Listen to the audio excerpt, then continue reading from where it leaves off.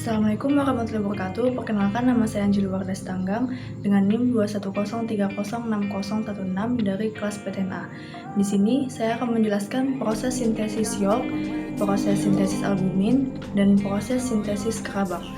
Adapun tujuan dari pembuatan video ini adalah untuk memenuhi tugas dari Ibu Tati Widianasari SPT MP. Yang pertama itu ada yolk.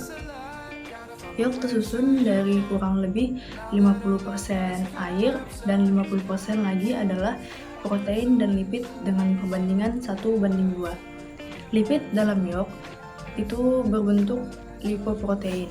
Padatan yolk mengandung fosfoprotein yang juga disebut fosfatin.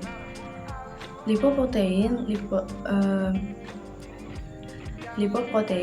lipofitelin atau high density atau kolesterol baik. Karbohidrat yolk adalah polisakarida dalam bentuk mannose glukosamin. Terus selanjutnya ada sintesis yolk seperti ini. Pembentukan atau sintesis komponen-komponen yolk itu berlangsung dalam hati.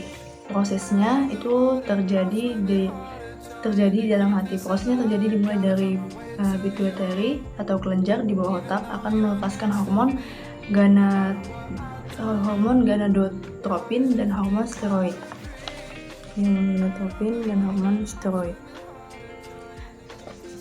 Itu melepaskan hormon estrogen.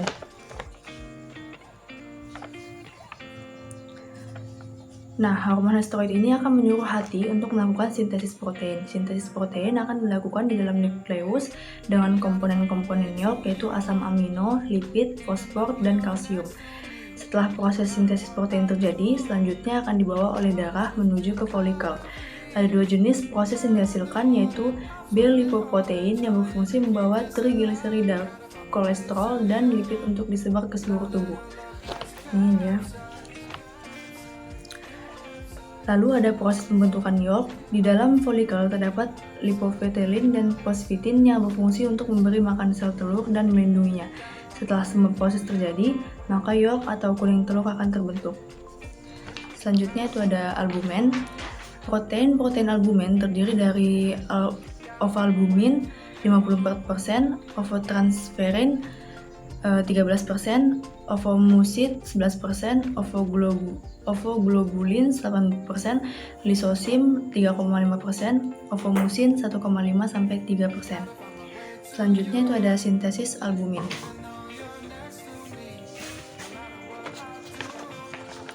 Ya. Sintesis albumin terjadi di magnum selama 3 jam. Prosesnya yaitu estrogen larut dalam lemak dan melewati membran sel, kemudian diikat oleh reseptor estrogen seperti kompleks estrogen dan reseptor estrogen, membentuk menjadi 5S.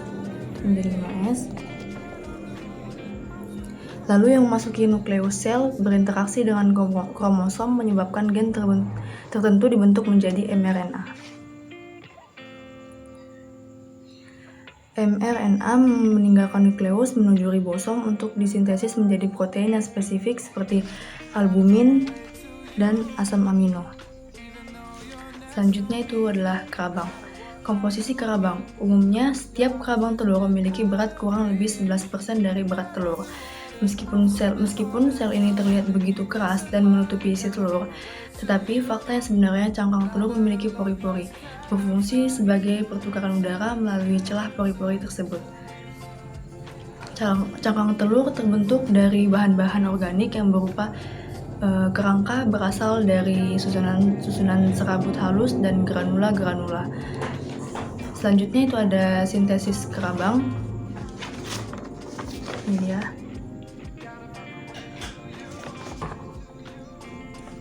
Sintesis kerabang terjadi di bagian uterus.